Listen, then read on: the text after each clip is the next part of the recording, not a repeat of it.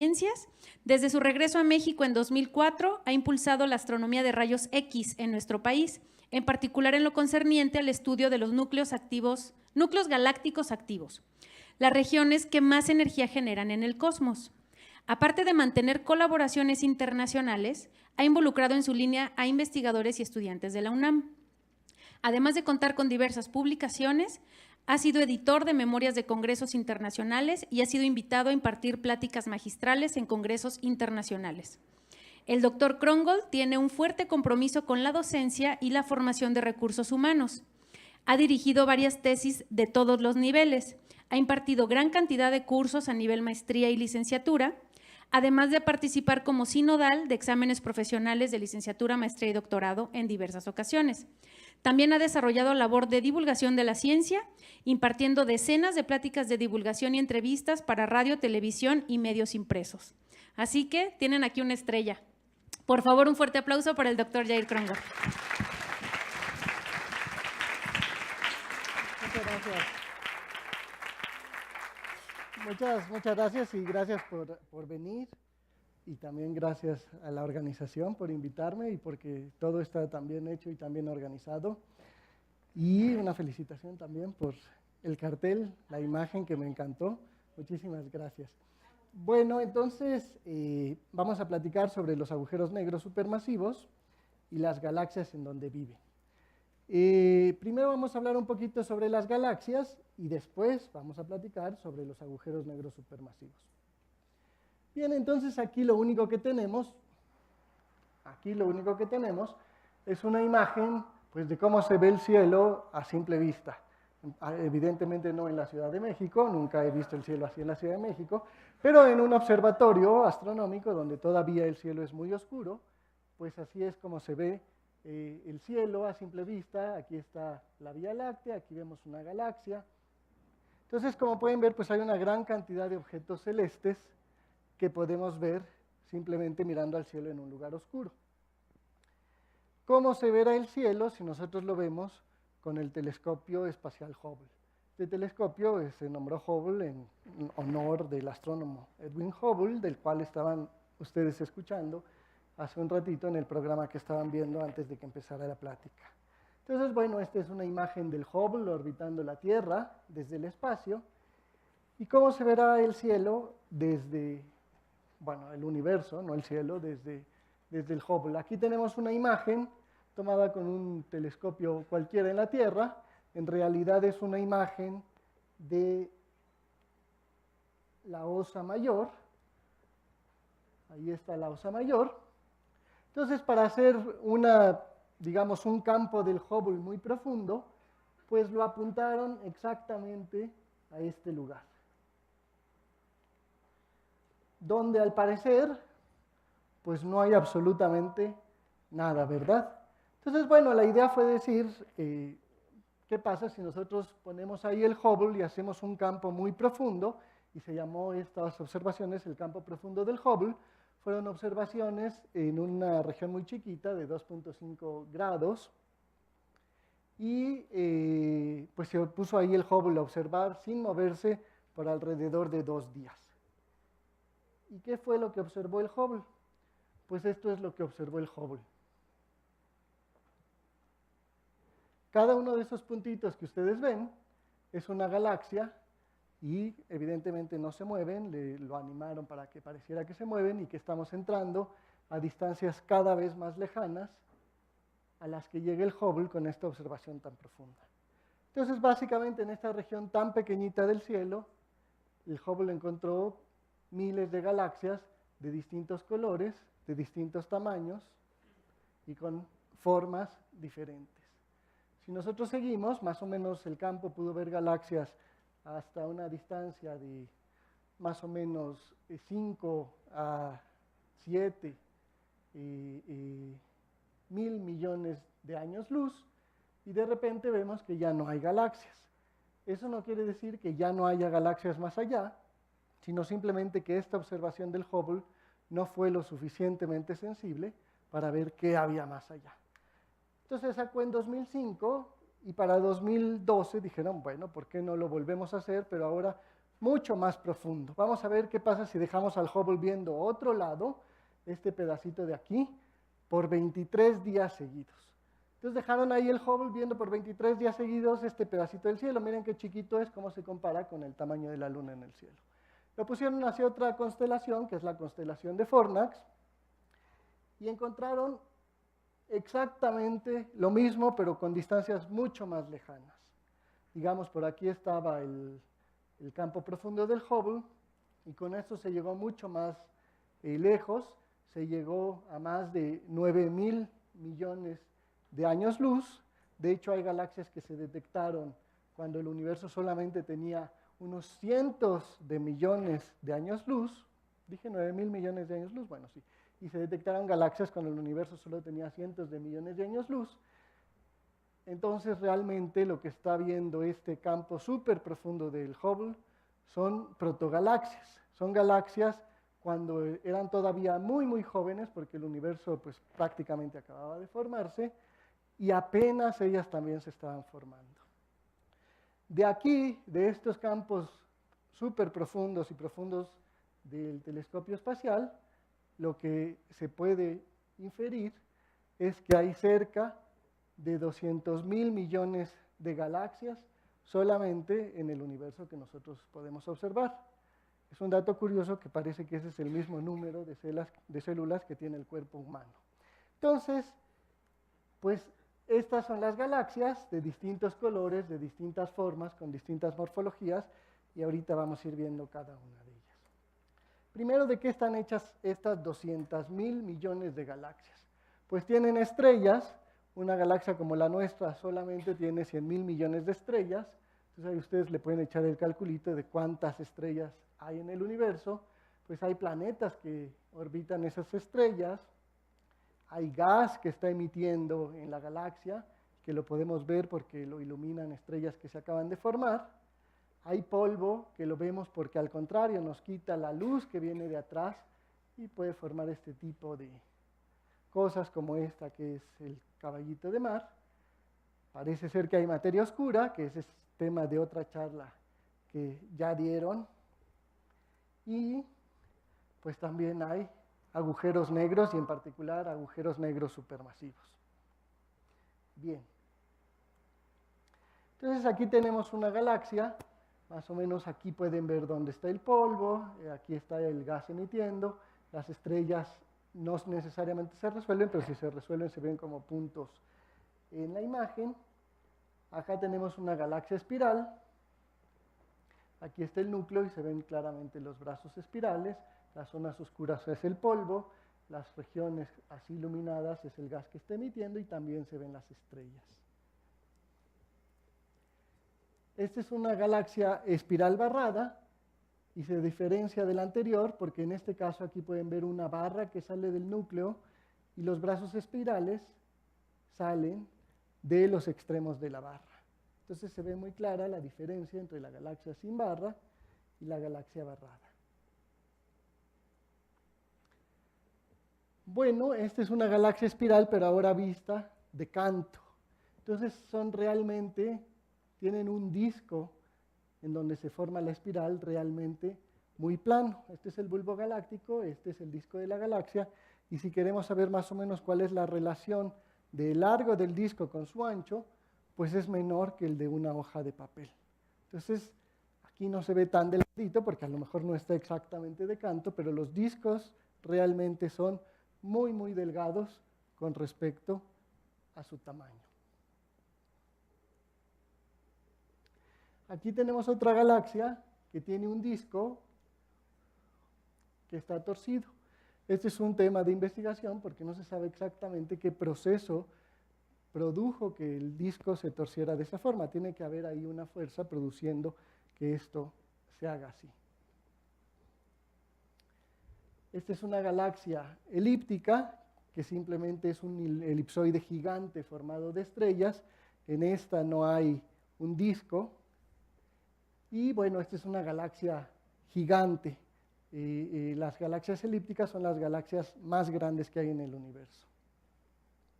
En general están en el centro de los cúmulos de galaxias. Esta es una galaxia irregular que se llama la rueda de la carreta y ustedes pueden ver inmediatamente por qué. Y pues es otro misterio cómo se formó este tipo de morfologías en las galaxias. Lo más probable es que una galaxia más pequeña la haya atravesado por el centro y eso haya producido que la materia se fuera hacia el centro y hacia este anillo aquí donde se están formando estrellas. Todo esto que ven son regiones donde se están formando estrellas y todo esto pudo ser producido por un choque entre galaxias en donde una galaxia pues atravesó, digamos, directamente a otra. Cuando las galaxias chocan, no lo hacen exactamente como objetos sólidos, porque no lo son, entonces lo que ocurre es que se fusionan. Aquí tenemos dos galaxias, las dos son espirales en pleno proceso de fusión, y vamos viendo cómo se van desbaratando para fusionarse y crear una galaxia mucho más grande, probablemente una galaxia elíptica. Entonces, este es uno de los procesos como creemos que las galaxias evolucionan a través de fusionarse con galaxias ya sea del mismo tamaño más pequeñas y así van creciendo. Y así llegamos, digamos, a nuestro vecindario de galaxias. La galaxia más cercana que tenemos es una galaxia espiral que está pues más o menos como a 5 millones de años luz, que se llama Andrómeda. Y esta es, digamos, una imagen de la galaxia Andrómeda. Y esta es la Vía Láctea, vista en el infrarrojo, que es la galaxia en donde vivimos. ¿Por qué visto en el infrarrojo? Porque visto en el óptico hay demasiado polvo en el disco de nuestra galaxia que no nos permite ver cómo es la galaxia en la luz óptica. Pero en el infrarrojo sí la podemos ver y más o menos esta es la forma. Aquí se ve el disco y aquí está el núcleo. Si viéramos la Vía Láctea desde fuera, pues se vería más o menos de esta forma, con estos brazos espirales, tiene claramente una forma espiral, y nosotros estaríamos más o menos por aquí, es decir, muy lejos del centro de la galaxia, como a 30.000 años luz del centro de la galaxia. Bueno, entonces ya sabemos un poquito de galaxias, ya vimos qué son las galaxias, y ahora sí podemos hablar de los agujeros negros supermasivos que viven en ella. Bueno, ¿qué son exactamente estos agujeros supermasivos? Lo vamos a platicar. ¿Realmente existen o es uno de esos alucines de los científicos? Pues parece que sí. ¿Cómo sabemos que existen? ¿Qué tan grandes son y cómo podemos medir su masa? ¿En dónde viven en las galaxias y cómo se forman? Pues la mayoría de estas preguntas son preguntas que todavía están abiertas, que todavía los astrónomos están tratando de contestar, y aún, por ejemplo, las que ya sabemos la respuesta, pues se ha descubierto en los últimos 15 o 20 años la respuesta a estas preguntas. Entonces, empecemos por qué es un agujero negro. Pues si nosotros tenemos un objeto masivo, digamos como la Tierra, si aventamos un objeto hacia arriba, pues llegará a una cierta altura y caerá. Si lo aventamos con la misma energía, pero en un objeto más masivo, va a llegar a menos altura. Si lo hacemos en un objeto más masivo, va a llegar a menos altura. Entonces, si yo no le doy suficiente velocidad a ese objeto que aviento hacia arriba, pues va a caer. Si le doy suficiente velocidad, se va a escapar y entonces se dice que tiene velocidad de escape. Para que un objeto se escape de la Tierra, pues necesita moverse a 11.2 kilómetros por segundo, dada la masa y el radio de la Tierra. Entonces 11.2 kilómetros por segundo es muchísimo, esa es la velocidad a la que tienen que llegar los cohetes para salir de la Tierra. Bien, si el objeto es tan masivo que la velocidad de escape es mayor que la velocidad de la luz, pues ni aún algo moviéndose a la velocidad de la luz puede escapar de ese objeto, ni siquiera la luz misma.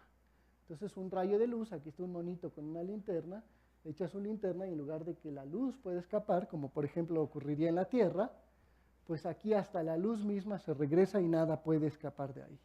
Como no puede escapar la luz de ahí, pues no va a emitir fotones, nunca lo vamos a ver y entonces pues le decimos agujero negro, justamente por eso. ¿Sí está más o menos claro? ¿O alguien tiene una duda aquí? ¿No? Bueno. Entonces, ¿existen realmente estos agujeros negros? Bueno, nuestra galaxia es el mejor ejemplo de que sí existen los agujeros negros, de que existen los agujeros negros supermasivos y de que además viven en el centro de las galaxias. Esta es una imagen, también tomada en el infrarrojo, del centro de nuestra galaxia hacia un lugar que se llama Sagitarios A. Estos son 6 meses luz y esto es más o menos 1 mes luz. Entonces esto es un poco, bueno, varias veces más grande que el tamaño del sistema solar en el centro de nuestra galaxia. ¿Qué pasa si nosotros vemos cómo se mueven las estrellas en este cuadrito que está aquí adentro? De hecho, en un espacio un poco de unas veces más grande que el tamaño del sistema solar. Pues lo que vemos es que las estrellas se mueven de esta forma. Cada puntito rosa es una estrella observada y ahorita vamos a ver cómo observaciones en distintos tiempos muestran las trayectorias de las estrellas. Entonces se ve que las estrellas no se mueven en línea recta. Todas parecen moverse alrededor de ese puntito donde está esa crucecita, donde no hay absolutamente nada, aparentemente. Si nosotros calculamos las órbitas de estas estrellas, y esto ya es proyectado hacia el futuro, porque las observaciones evidentemente no llegan al 2169, esto ya es teórico proyectado hacia el futuro, pero las primeras sí era realmente el movimiento de las estrellas. Lo importante es que vemos cómo se mueven las estrellas alrededor de ese punto. ¿Y eso qué nos dice? Cuando los objetos en el espacio no se mueven en línea recta, sino que siguen una trayectoria curva alrededor de un punto, nos dice que hay una fuerza que se está ejerciendo sobre ese objeto. En particular, aquí las trayectorias de estas estrellas nos indican que ahí en donde está este puntito hay una masa de 2 a 4 millones de veces la masa del Sol. Y si nosotros calculamos en ese lugar tan pequeño cuál es la velocidad de escape dada esta velocidad, entonces resulta que es mayor que la velocidad de la luz y concluimos que en el centro de nuestra galaxia hay un agujero negro supermasivo con una masa de 2 a 4 millones de veces la masa solar. Solamente para comparar, los agujeros negros que no viven en el centro de las galaxias son agujeros negros mucho más chiquitos, con masas de unas cuantas veces la masa del Sol a unas decenas de veces la masa del Sol. Entonces realmente estos son monstruos que viven en el centro de las galaxias. Nuestra galaxia no es la única. Aquí tenemos la galaxia espiral M84, que está a 55 millones de años luz de distancia, o sea que la luz tarda 55 millones de años en llegar de esa galaxia a nosotros. Y si hacemos un zoom hacia su núcleo, que es lo que hay en la animación, lo que observamos es esto. Esto es la luz que emite el gas que está en el núcleo de esa galaxia, dispersada por un prisma, pues el típico prisma que, como el del álbum de Pink Floyd, The Dark Side of the Moon, espero que algunos lo conozcan, si no ya aquí. Y entonces, pues se dispersa la luz y esto es lo que se ve. Y entonces se ve que hay material que se está moviendo hacia nosotros y hay material que se está alejando de nosotros y material que está en reposo con respecto a nosotros. Y esto nos dice que el material está girando alrededor del núcleo de esa galaxia. ¿Cómo sabemos que está girando? Pues por un efecto que es el efecto Doppler. ¿Y en qué consiste el efecto Doppler? Pues es muy fácil de ilustrarlo cuando nosotros vemos un coche de policía o una ambulancia. Cuando se acerca hacia nosotros, oímos el sonido, ¿perdón? ¿No? Cuando se acerca hacia nosotros oímos el sonido más agudo porque las ondas llegan más frecuentemente, las ondas de sonido llegan más frecuentemente, entonces se oye más agudo porque vemos ondas de sonido como si fueran más energéticas, y cuando después se aleja de nosotros ocurre el efecto exactamente contrario. Llegan menos frecuentemente las ondas de sonido y las oímos menos energéticas o más graves. La luz, además de ser una partícula, fotones, también es una onda y le pasa exactamente esto mismo. Entonces, cuando vemos el núcleo de esta galaxia y vemos que hay fotones más azules, De ahí inferimos que son fotones más agudos o más energéticos en realidad, porque no decimos que los fotones son más agudos, y se están moviendo ese material hacia nosotros, y ocurre lo contrario con el rojo. De ahí inferimos que este material está rotando y podemos saber con qué velocidad está rotando alrededor del núcleo. Y haciendo el mismo truquito que hicimos para nuestra galaxia, podemos calcular que ahí hay una masa de 300 millones de veces la masa del Sol. Entonces, en un lugar más chico que el sistema solar hay 300 millones de veces la masa del Sol. Y nuevamente, ¿de qué estamos hablando? Pues la única posibilidad es un agujero negro supermasivo. Este es un ejemplo como muchos. Aquí está la galaxia M87, donde vemos lo mismo alrededor del núcleo, material que se está acercando, material que se está alejando, rotando alrededor. Y en este caso, pues tiene 3.000 millones de veces la masa del Sol. Entonces, pues espero haberlos convencido con esto de la conclusión a la que han llegado pues los astrónomos hoy en día, que todas las galaxias, o al menos la mayoría, tienen un agujero negro supermasivo en el centro, con masas de millones a miles de millones de veces la masa del Sol. Bueno, este fue un descubrimiento de hace apenas 15 años y se ha ido confirmando. Sin embargo, uno de los descubrimientos más sorprendentes sobre los agujeros negros en los núcleos de las galaxias no fue solo el hecho de su existencia, sino fue que su tamaño está relacionado con el tamaño de la galaxia en donde vive. Eso es, los agujeros negros que son muy grandotes, viven en galaxias muy grandotas, las galaxias elípticas que les decía hace ratito, y los agujeros negros que son muy chiquitos, viven en galaxias más chiquitas. Entonces, ¿cómo podemos explicar esto? Todavía al día de hoy no hay una explicación satisfactoria, y es realmente un misterio porque ¿qué está relacionando el tamaño de una galaxia con su agujero negro? El agujero negro puede ser muy masivo, pero su radio de acción se termina muy rápido en el núcleo de la galaxia. Entonces, el hecho de que toda la galaxia sepa de qué tamaño es el agujero negro que vive en su centro, pues implica que de alguna forma el agujero negro y la galaxia tuvieron que evolucionar juntos. Y algo tiene que estarlos conectando, algo tiene que estar transfiriendo la información del agujero negro a la galaxia o viceversa. Para ponerles un ejemplo, es como si yo grito, y me pueden oír aquí hasta quizá en donde están en el otro auditorio, pero no me pueden llegar a oír en Puebla. Por muy duro que griten, no me pueden llegar a oír en Puebla. Si me oyen en Puebla es porque algo está transmitiendo la información, que puede ser el micrófono y se está enviando allá la señal y allá la están reproduciendo. Bueno, ese es un ejemplo. Tiene que ocurrir algo semejante en las galaxias.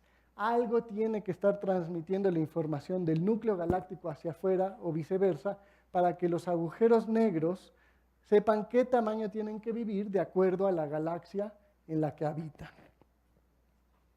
Entonces, esto tiene otras preguntas fundamentales. ¿Cómo se formó el agujero supermasivo en el centro de las galaxias y por qué evolucionaron juntos?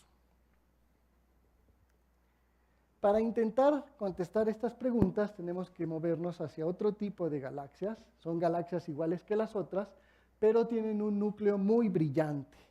En el núcleo, en una región del tamaño del sistema solar, están emitiendo una cantidad de luz bestial. La misma cantidad de luz que se emite en toda la galaxia, o miles de veces más, la cantidad de luz que se emite en toda la galaxia. Entonces, bueno, ya ahí nos va sonando que hay agujeros negros supermasivos en el núcleo de las galaxias, y además algunas galaxias tienen estos núcleos tan brillantes, pues como que empieza a sonar sospechoso, ¿no? Entonces, estas galaxias se llaman galaxias activas y cuásares. Aquí hay una representación de lo que es un cuásar. Esto no es realmente observaciones, es simplemente una simulación, una animación, y simplemente pues se anima como si fuera una galaxia espiral rotando, y la diferencia entre una galaxia activa o un cuásar y una galaxia normal es esta. El cuásar emite tanta luz que realmente opaca toda la luz que emite el resto de la galaxia. Entonces estos cuasares, estas galaxias activas, son fuentes muy potentes de energía.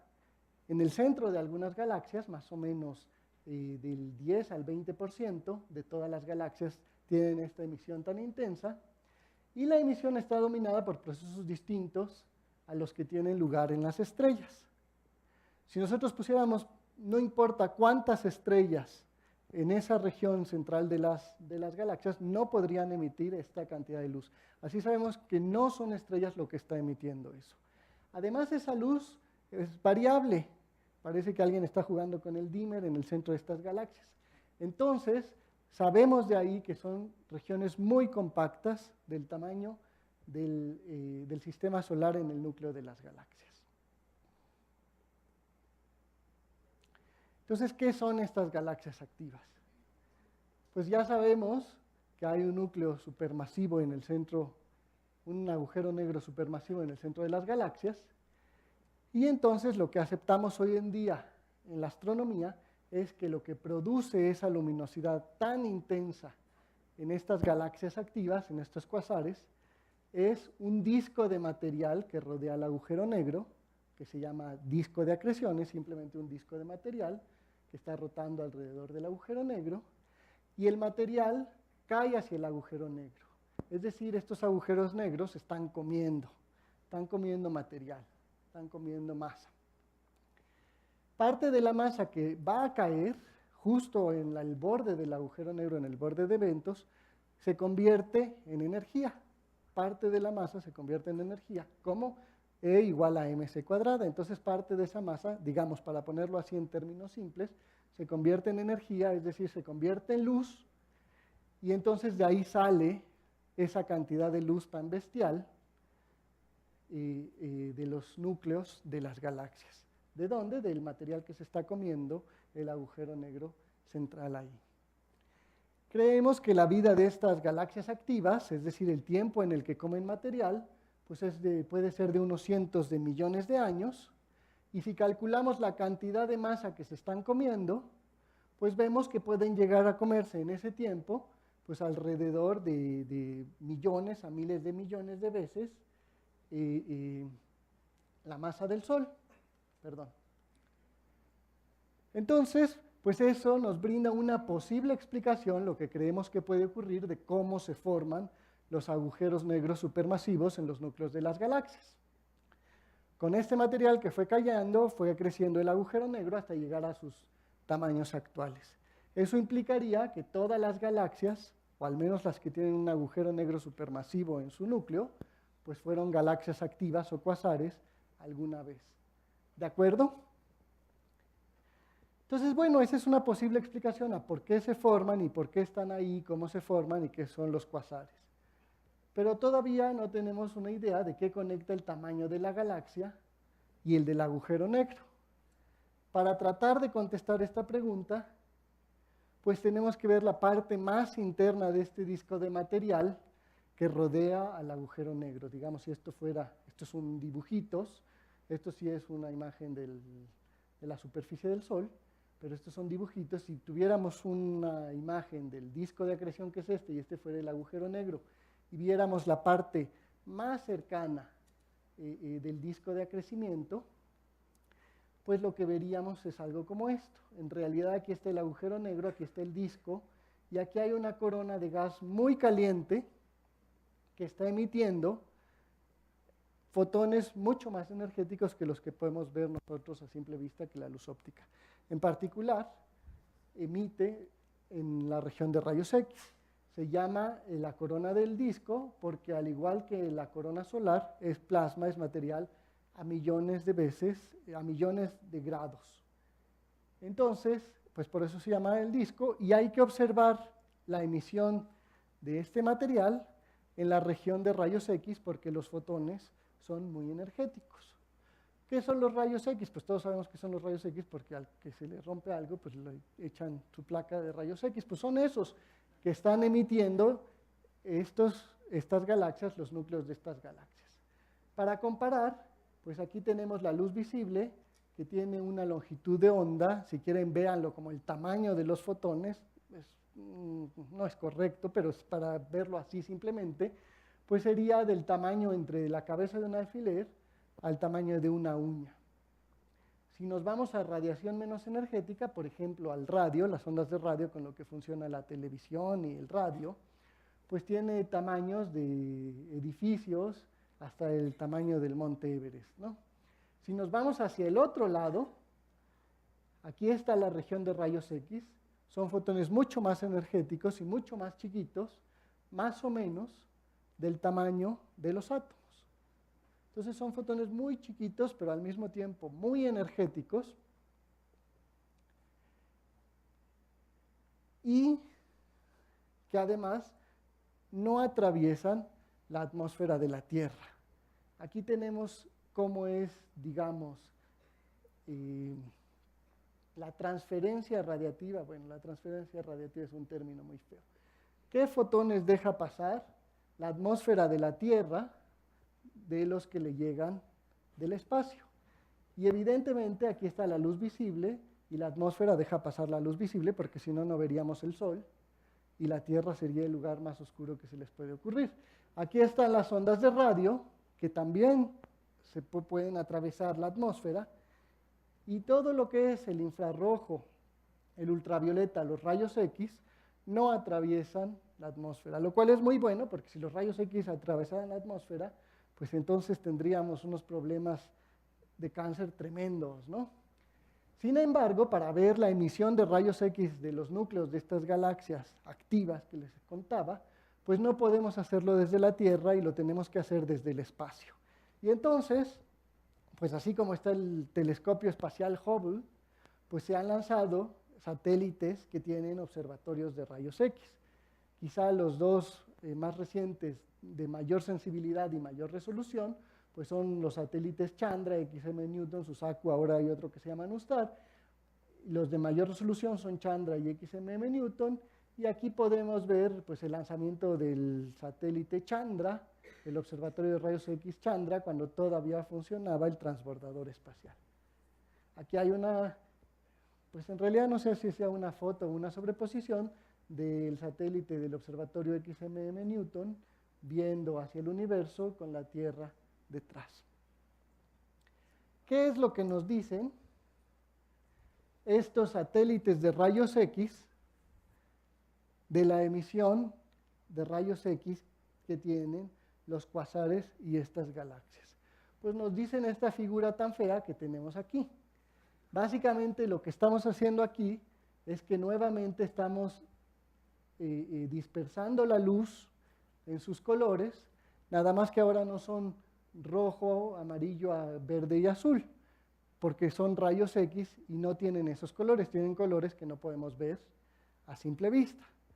Pero cuando la difractamos, lo que sí podemos ver es esto.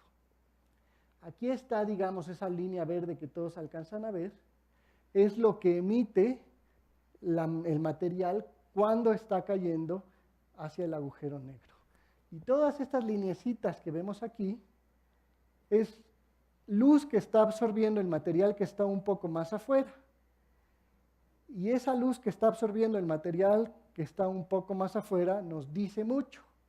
Nos dice que alrededor de estos agujeros negros hay un viento, a ver si ahora sí, hay un viento que está siendo expulsado del agujero negro a velocidades que pueden llegar a ser muy altas. Pueden ser de 0.1% la velocidad de la luz, que no es tanto, pero puede llegar a ser hasta el 10% de la velocidad de la luz, que es mucho. Entonces, para entender, aquí está nuevamente el agujero negro en el centro, aquí está el disco de acreción de donde está cayendo material al centro, y aquí hay un viento que está saliendo hacia afuera del agujero negro, escapando de esa región. Ok, el viento está a horas luz del agujero negro, es decir, más o menos a la altura de la órbita de Neptuno, si consideramos que el agujero negro estuviera en la posición del Sol. Otra vez. Ok. Y este viento,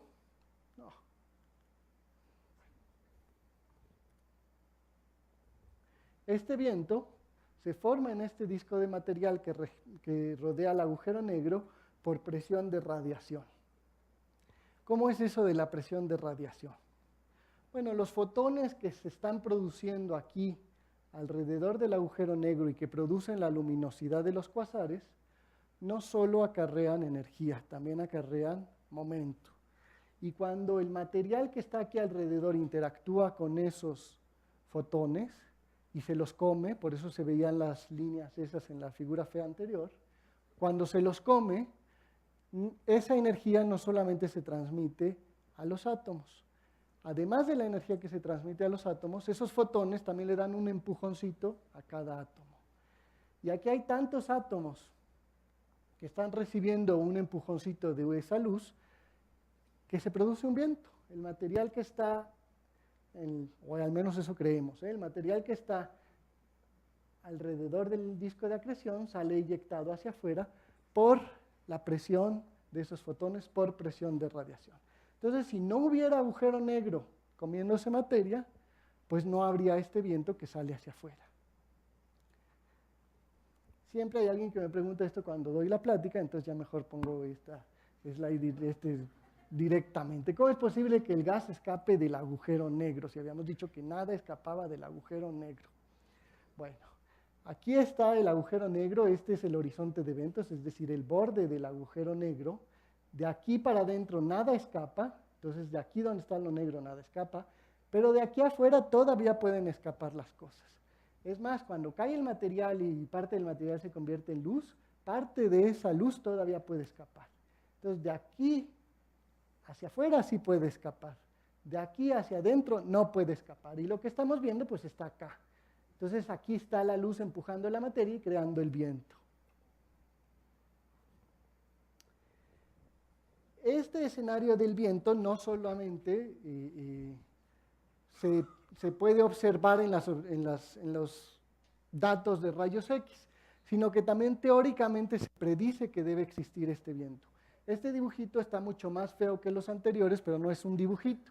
Es en realidad una simulación física de qué pasa cuando tenemos un agujero negro ahí echando un montón de luz con la materia que está alrededor. O sea que esto sí es ciencia, no son nada más dibujitos. Y lo que pasa es esto. Ahí está el viento predicho teóricamente cuando tenemos ese agujero negro tan masivo. Claro, esto es teoría, pero está respaldado por las observaciones. Entonces hay un viento que el mismo cuásar está expulsando hacia afuera y que no se queda ahí en la región central, sino que puede llegar muy lejos en las partes externas de la galaxia. Cuando ese viento empieza a interactuar con el material de la galaxia, con el medio interestelar de la galaxia, es decir, con el gas de la galaxia, pues empieza a empujar al gas de la galaxia hasta que va dejando a la galaxia sin gas, y si la galaxia ya no tiene gas, ya no puede formar estrellas. Entonces, ¿qué es lo que se cree? Que cuando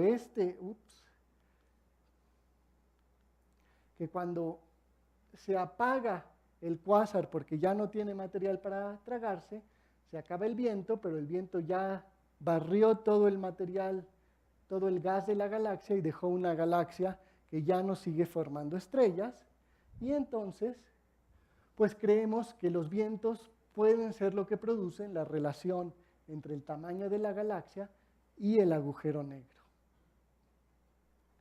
Y de hecho, si nosotros vemos nuevamente qué nos dice la teoría, pues eso es lo que nos está diciendo la teoría.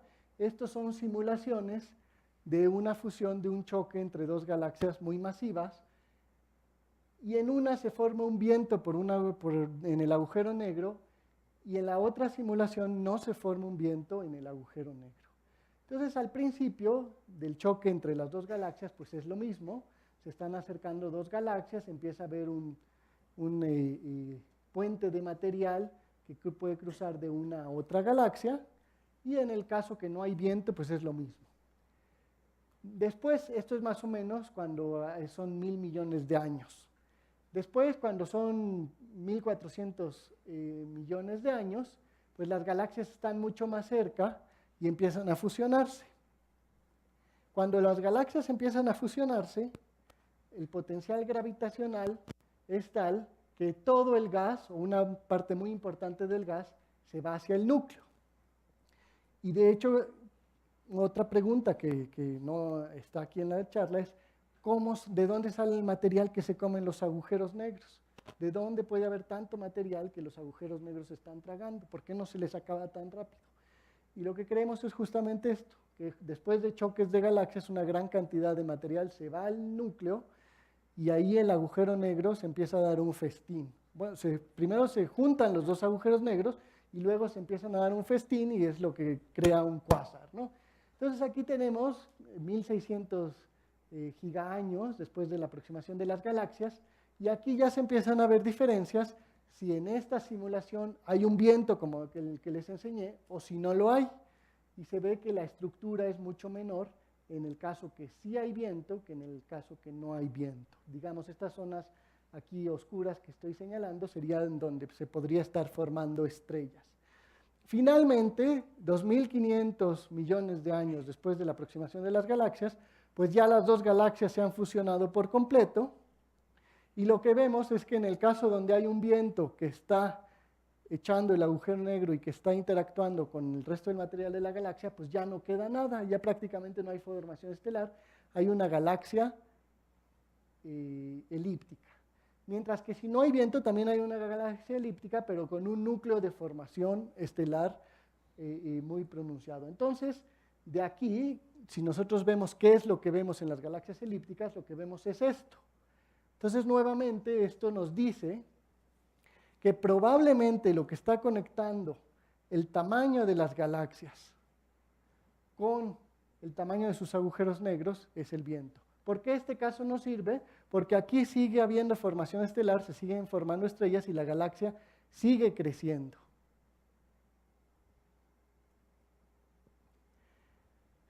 No solo eso, sino que además estos vientos, al barrer todo el material de la galaxia hacia afuera, pueden contaminar con elementos químicos pesados el medio intergaláctico. El medio intergaláctico es un gas muy tenue que está entre las galaxias. Aquí estos rojitos son simulaciones y estas son las galaxias. Y aquí hay unos filamentos de material que son muy tenues y están muy calientes.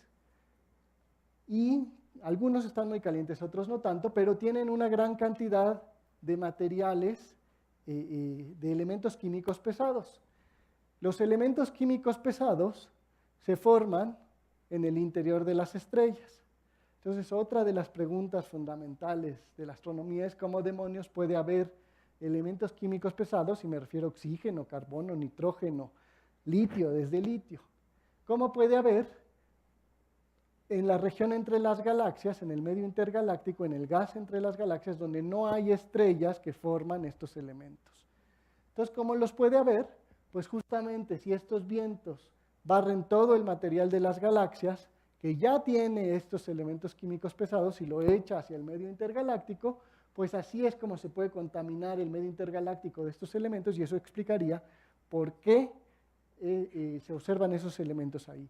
Y no solamente eso, en realidad se podría tratar de explicar por qué las estructuras en el universo no son tan definidas como se explica con las simulaciones, donde simplemente se dejan las galaxias sintéticas de materia evolucionar unas con otras.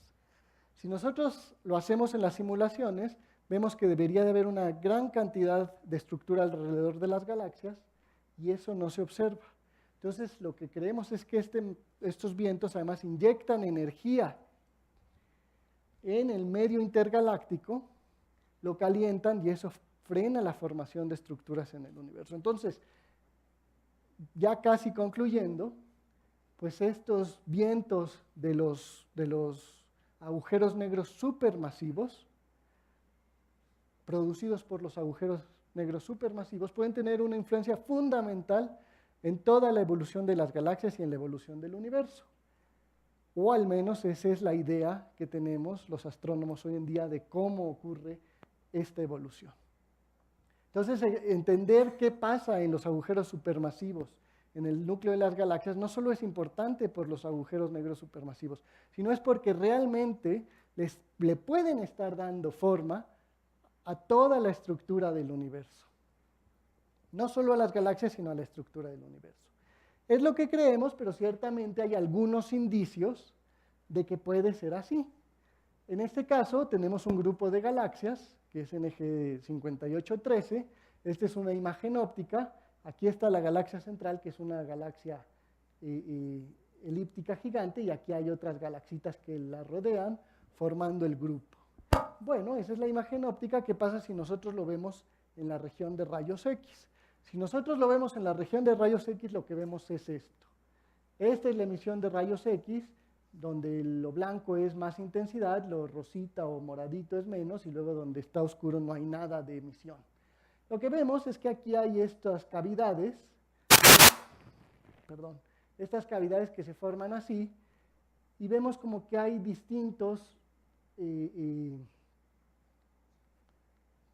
¿cómo lo podríamos llamar? Distintas capas, en donde hay distintas cavidades, y como se interpreta esto, es como material que ha salido de esta galaxia, de este cuásar activo, de manera periódica. Cada una de esas exhalaciones avienta el material hacia afuera con uno de estos vientos que les estaba platicando y forma cada uno de estos capullos, y cada vez que ocurre es uno distinto de los que vemos. Ahí me parece que hay 3.